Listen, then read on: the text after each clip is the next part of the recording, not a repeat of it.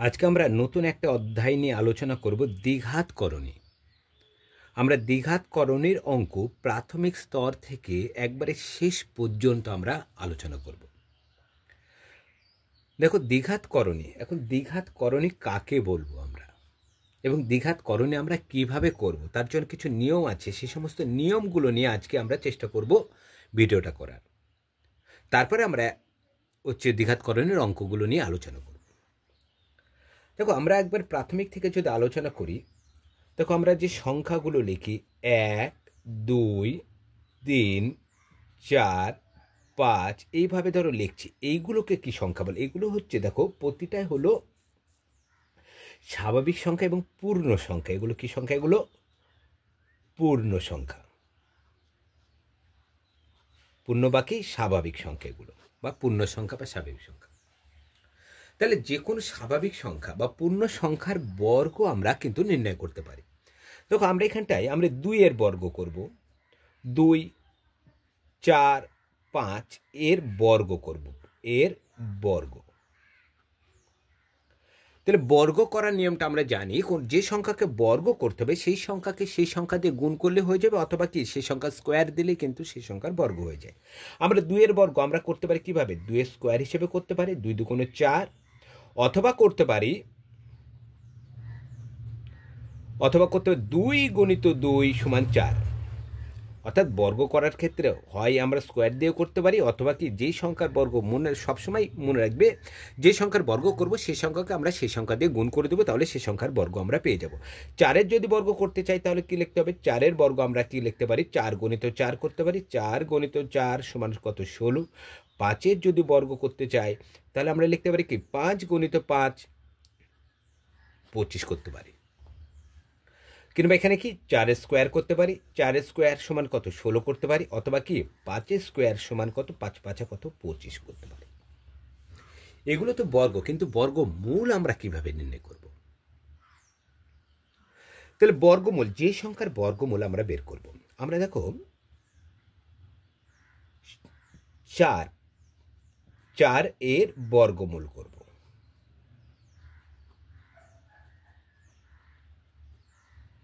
অথবা 16 এর বর্গমূল করব,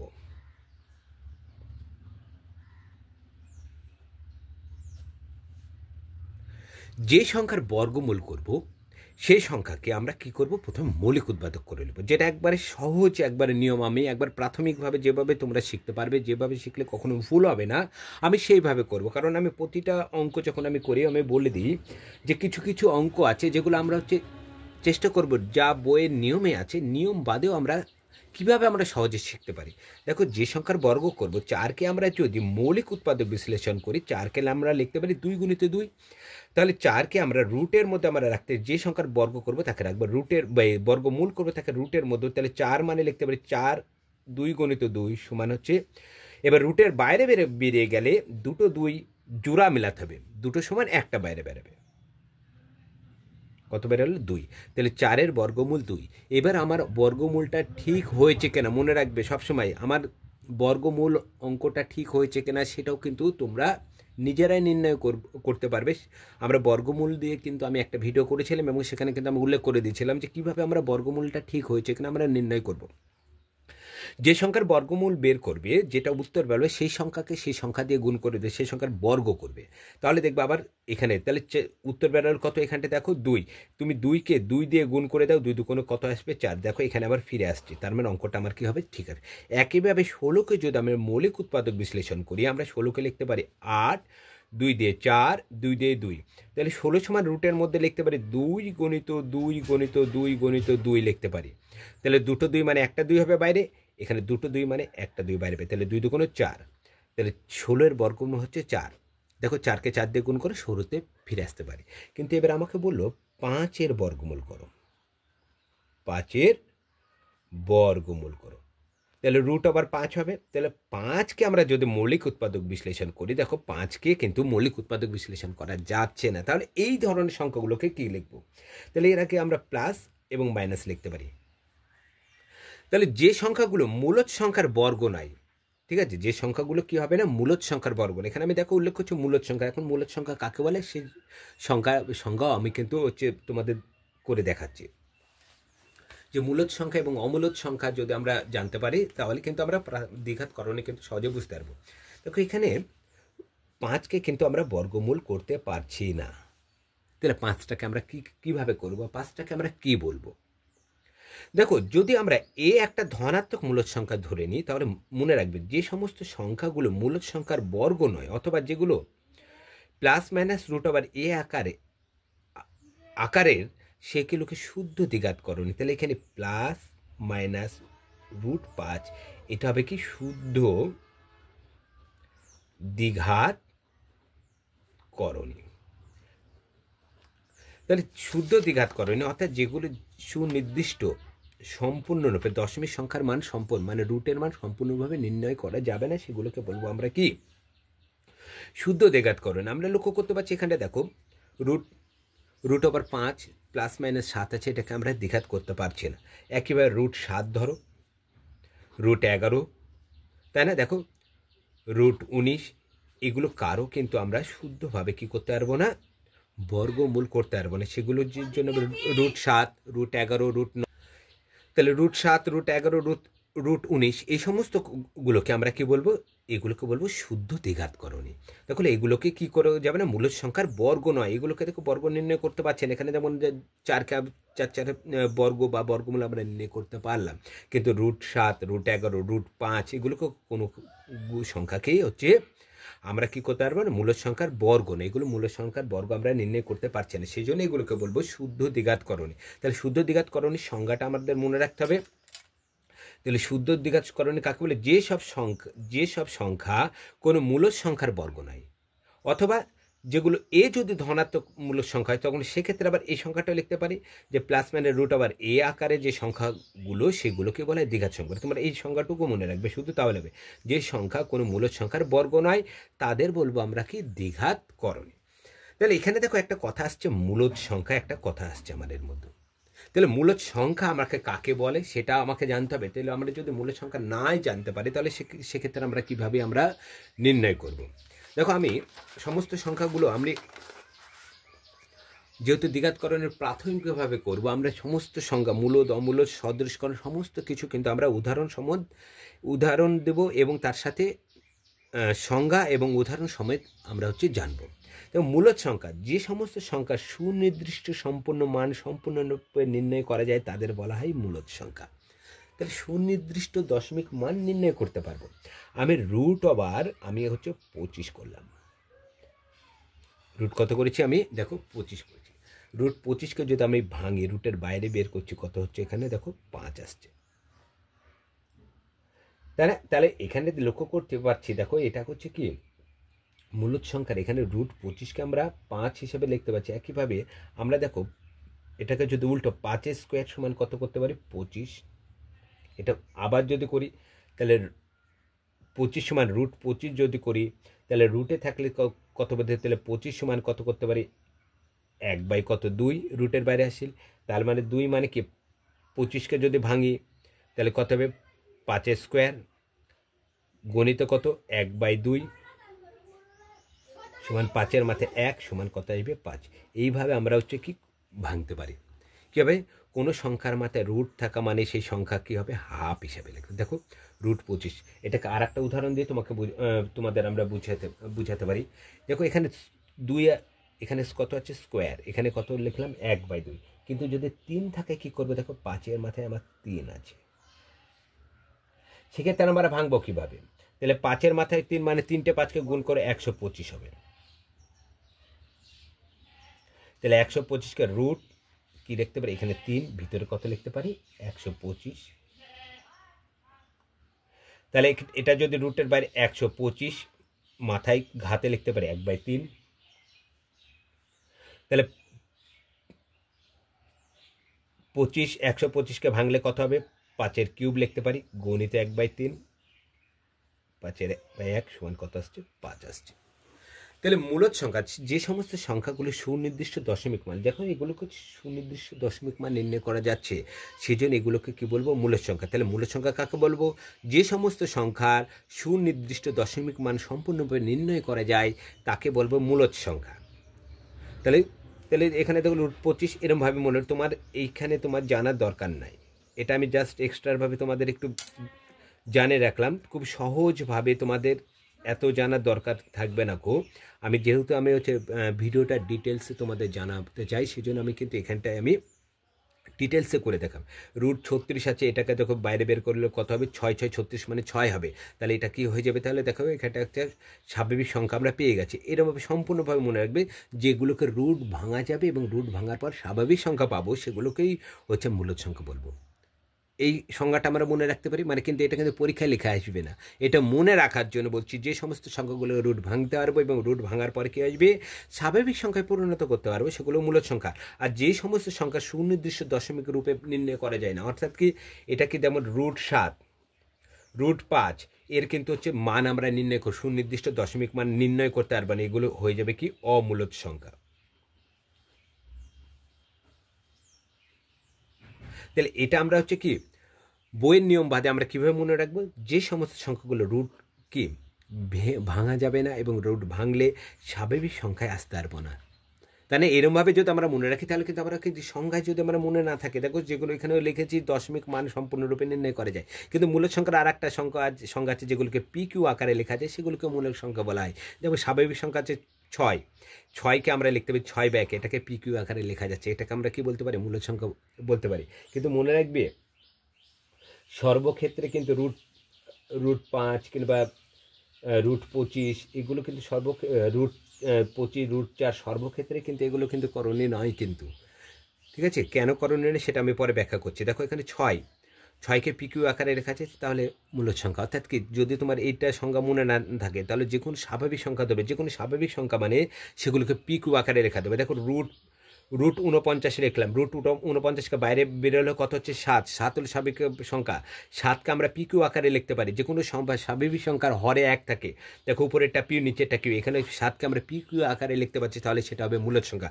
কিন্তু রুট 5 আছে, রুট 5কে রুটের বাইরে আমরা বের করতেই পারছি না, দশমিক মান আনতে পারছি না, তাহলে রুট 5কে আমরা PQ আকারে কি লিখতে পারছি না, সেটা হয়ে যাবে কি অমূলদ সংখ্যা হয়ে যাচ্ছে। তাহলে আমার এইভাবে আমরা মনে রাখতে হবে, যে সংখ্যাগুলোকে কি মনে রাখবে, এরমভাবেই তোমরা মনে রাখার চেষ্টা করবে সংখ্যা মনে, যে সমস্ত সংখ্যাগুলোকে PQ আকারে লেখা যায় সেগুলোকে বলা হয় মূলদ সংখ্যা, এবং যে সংখ্যাগুলোকে PQ আকারে লেখা যায় না সেগুলোকে বলবো অমূলদ সংখ্যা। তাহলে এখানে দেখো রুট 5কে PQ আকারে লিখতে পারছি না, কারণ রুটকে 5কে আমরা রুটের বাইরে হচ্ছে বের করতে পারছি না, তাই না? সেই জন্য এগুলোকে আমরা হচ্ছে কি বলে দেবো, অমূলদ সংখ্যা বলবো। আর যদি আমরা দেখি যে সেটা স্বাভাবিকভাবে বের হচ্ছে এবং রুটের বাইরে বাইরে স্বাভাবিক সংখ্যা পাচ্ছে, স্বাভাবিক সংখ্যা মানে সেগুলোকে PQ আকারে লেখা যাবে, তাহলে সেগুলোকে বলবো হচ্ছে কি আমরা অমূলদ সংখ্যা। সরি, যেগুলো লেখা যাবে সেগুলো মূলদ এবং যেগুলো লেখা যাবে না সেগুলো হচ্ছে অমূলদ সংখ্যা। এখন এর মধ্যে দেখো আরও যেগুলো সংখ্যাগুলো দ্বিঘাতকরণের ক্ষেত্রে জানা যাওয়া দরকার আমার সদৃশকরণ। সংজ্ঞাটা কি বলছে, 2 বা ততোধিক শুদ্ধ দ্বিঘাতকরণী যদি একই করণের মূলদ গুণিতক হয়, তবে ওই সকল শুদ্ধ করণীকে বলবো সদৃশকরণ। একটা উদাহরণ দিয়ে আমরা বুঝে নিতে পারি, 8, 32, হ্যাঁ, এগুলো কিন্তু পূর্ণবর্গ মূলদ সংখ্যা নয়, এগুলো কিন্তু পূর্ণবর্গ মূলদ সংখ্যা নয়।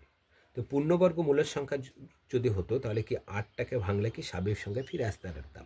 দেখো আমি হচ্ছে করে দেখাচ্ছি, বুঝতে পারবে। দেখো 8কে যদি মৌলিক উৎপাদক করি, আমরা লিখতে পারি 4 দুগুণে 8, তাহলে 8 আমি রুটের মধ্যে যদি রাখি, তাহলে আমরা পাচ্ছি 2 গুণিত 2 গুণিত 2। একইভাবে 32কে যদি আমরা ভাঙি, দেখো 32কে যদি আমি ভাঙি, 2 দিয়ে পাবো 16, 2 দিয়ে 8, 2 দিয়ে 4, 2 দিয়ে 2, 1 2 3 4 5, তাহলে এখানে 2 গুণিত 2 গুণিত 2 গুণিত 2 গুণিত 2। রুটের বাইরে দেখো দুটো 2, কি বলেছিলাম, যেইগুলো জোড়া মিল সেগুলো বাইরে বেরোবে। দেখো দুটো 2 জোড়া মিলছে, বাইরে বেড়ে গেলো, কিন্তু এই রুট 2-এর জোড়া নাই, তার মানে এটাকে রেখে দিতে পারি, রুট 2 হিসেবে রেখে দিতে পারি। একইভাবে 2 2 2, দুটো 2 মানে একটা 2, এই দুটো 2 মানে একটা 2, এইটার জোড়া নাই, মানে এটা রুট হিসেবে থেকে নেবে, 4 রুট 2। এবার লক্ষ্য করো, এখানে বলছি সদৃশকরণ, লক্ষ্য করো এই দুটোকে লক্ষ্য করো এবং ভিতরটা লক্ষ্য করো করের মধ্যে। এই রুট 2 হলো মূলদ গুণিতক, এই √2 হলো কি মূলদ গুণিতক। দেখো দুটোর মধ্যে বিদ্যমান, এটাও √2 এটাও √2, এই দুটোকে বলবো সদৃশকরণী। সদৃশকরণী কখন বলবো? যে কোনো দুটি সংখ্যাকে ভাঙবো, দুটো হোক অনেকগুলো সংখ্যা থাকতে পারে, সেটা আমি কিন্তু আজকে তোমাদের একটা ভেঙে দেখাবো যে কোনগুলো সদৃশ কোনগুলো অদৃশ করণী, সেগুলোকে আমাকে নির্ণয় করতে হবে। দেখো 8 এবং 32 দুটোকেই ভাঙলাম এবং দুটোই কিন্তু √2 এর জায়গায় এসে থেমে গেছে। দেখো এগুলো √2 হলো মূলদ গুণিতক, হচ্ছে দুটোরই ক্ষেত্রে আমরা লক্ষ্য করতে পারছি যে দুটোর ক্ষেত্রে এরও √2 আছে, এরও √2 ভিতরে আছে। একইভাবে আমি আর একটা উদাহরণ আমরা দেখতে পারি। এখানে দেখলাম 5√3, এখানে দেখলাম 7√3, এই দুটো হচ্ছে কিন্তু হচ্ছে সদৃশকরণ হবে। দেখো এই দুটোরই হচ্ছে কি মূলদ গুণিতক কত আছে? মূলদ গুণিতক 3 আছে।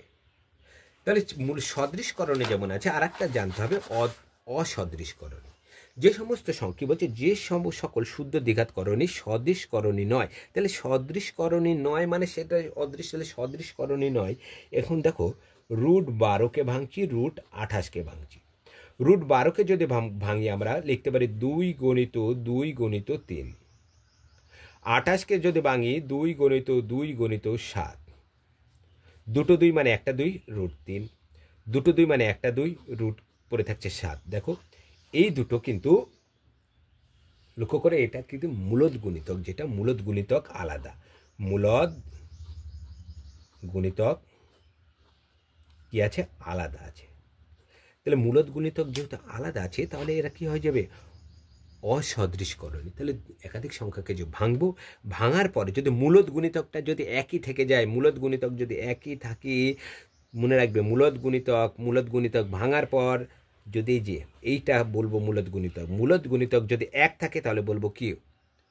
সদৃশ। আর যদি মূলদ গুণিতক একই না থাকে তখন সেটাকে বলবো অসদৃশকরণী। আশা করি তোমরা বুঝতে পেরেছো সদৃশ এবং সদৃশ। মূলদ গুণিতক লক্ষ্য করবে, একাধিক সংখ্যাকে ভাঙবো এবং ভাঙার পরে যদি মূলদ গুণিতক একই হয় তাহলে দেখবো কি? সদৃশকরণী। আর মূলদ গুণিতক যদি আলাদা হয় তখন লিখবো কি? অসদৃশকরণী। দেখো আমরা হচ্ছে একটা উদাহরণ দিয়ে দেখে সদৃশকরণী। এখানে দেখো পরীক্ষায় এরকমভাবে আসতে পারে যে সদৃশকরণীগুলোকে আলাদা করো এবং সেক্ষেত্রে আমাদের এক নম্বর থাকে। এখানে লক্ষ্য করলে এর মধ্যে কি সদৃশকরণী যদি থাকে সেগুলোকে কি একদিকে লিখবো। তাহলে 45কে আমরা কিভাবে লিখতে পারি? দেখো 45কে আমরা যদি ভাঙি, একে ভেঙে দেখাচ্ছি। 45 তাহলে কি লিখতে পারি? 5, 9, 3, 3, তাই না? তাহলে 45কে লিখতে পারি √, তাহলে এটা 45কে লিখতে পারি 5 × 3 × 3, 45 সময় লিখতে পারছি। পাশে করে দিই তাহলে সুবিধা হবে। √80কে আমরা কীভাবে লিখতে পারি? এখানে √45 এখানে রেখে দিই। তাহলে 80কে আমরা মৌলিক উৎপাদক যদি করি, দেখো 80কে আমরা কীভাবে লিখতে পারি?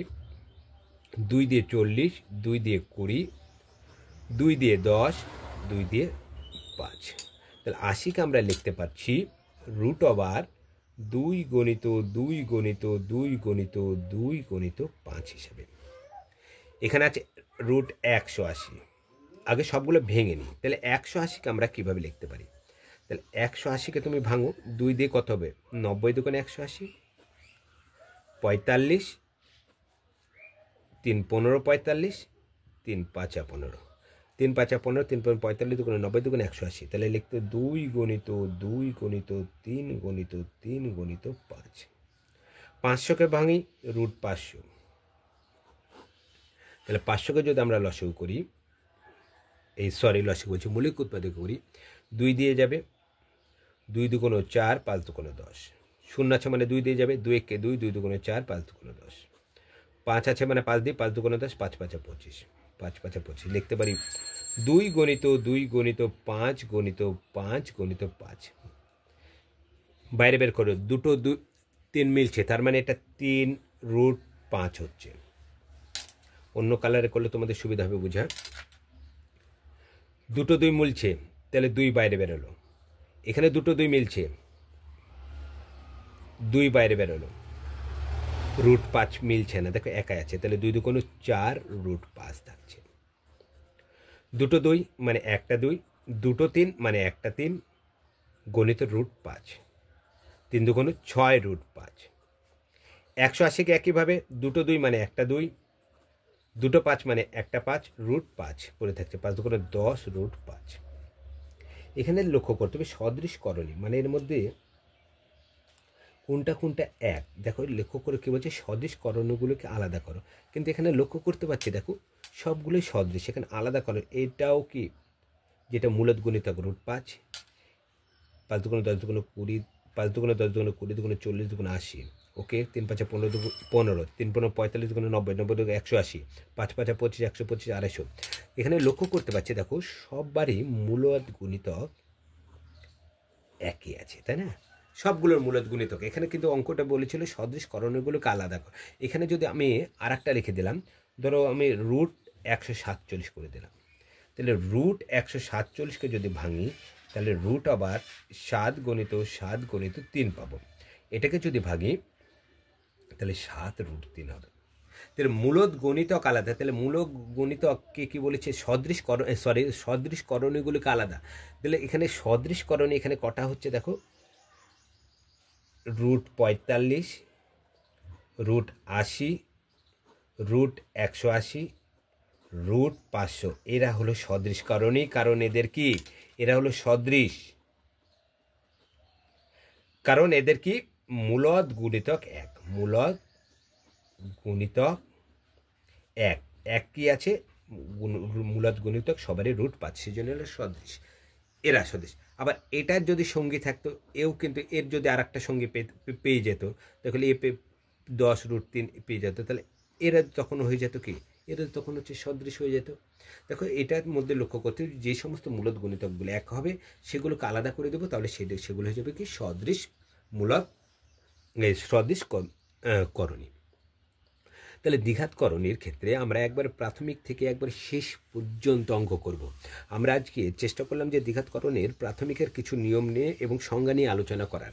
আমরা 2 নম্বর ভিডিওতেও আরও কিছু নিয়ম আছে, যেগুলো গুণ কীভাবে করতে হয়, করণের ক্ষেত্রে ভাগ কীভাবে করতে হয়, করণের ক্ষেত্রে হর বা লবের হচ্ছে অবস্থান কীভাবে পরিবর্তন করতে হয়, সেগুলোও কিন্তু আমাদের দ্বিঘাত করণীতে আলোচনা করতে হবে, তারপরে আমরা অঙ্কতে আমরা যেতে পারবো। আজকে যদি করতে যাও ভিডিওটা অনেক 1-1 ঘন্টার উপরে হয়ে যাবে, সেই জন্য আমরা আজকে আর ভিডিওটা বেশি দূর আমরা এগিয়ে নিয়ে যাব না। আমরা আজকে দ্বিঘাত করণের নিয়ম এখানে শেষ করব, আর তারপরে আমরা হচ্ছে কাল থেকে আমরা দ্বিঘাত করণ আবার যেগুলো বাকি যে সমস্ত নিয়মগুলো আছে সেই সমস্ত নিয়মগুলো না আলোচনা করবো, তারপর আমরা দ্বিঘাত করণের অঙ্ক নিয়ে শুরু করব। আর আমি দেখো প্রতিদিন আমি উল্লেখ করি, তোমরা অবশ্যই আমাকে সাপোর্ট করার চেষ্টা করবে। দেখো ম্যাথ সাইন আমার একটা নতুন চ্যানেল আছে, যেখানে বিভিন্ন কম্পিটিশন পরীক্ষার শর্ট ফর্মের অঙ্কগুলো আমি দুপুর 12টার সময় দিয়ে থাকি। তাছাড়া নবকুমার স্যার হিসেবে যে চ্যানেলটা আছে, সেখানে আমি সন্ধ্যা 6টার সময় একটা করে শর্ট ফর্মের অঙ্ক দিয়ে থাকি। বিভিন্ন কম্পিটিশন পরীক্ষার অঙ্কগুলো কিন্তু তোমরা ম্যাথ সাইন এবং আমি সন্ধ্যা 6টার সময় যেখানে আমার চ্যানেলে দিয়ে থাকি, মানে দুটোই আমার চ্যানেল, ম্যাথ সাইনটা আমারই চ্যানেল এবং নবকুমার চ্যানেল স্যার হিসেবে যে চ্যানেলটা আছে একই চ্যানেলে আমি হচ্ছে শর্ট দিয়ে থাকি সন্ধ্যা 6টার সময়। আর ম্যাথ চ্যানেল লিঙ্কটা তোমরা পেয়ে যাও, নবকুমার স্যার হিসেবে যে চ্যানেলটি আছে সেই চ্যানেলের ডেসক্রিপশন বক্সে তোমরা ম্যাথ চ্যানেল লিঙ্কটা পেয়ে যাবে। আর তোমাদের যদি চ্যানেলটি ভালো লেগে থাকে তাহলে লাইক, কমেন্ট, শেয়ার ও সাবস্ক্রাইব করবে। আজ এই পর্যন্ত, পরের ভিডিওতে আবার দেখা হবে।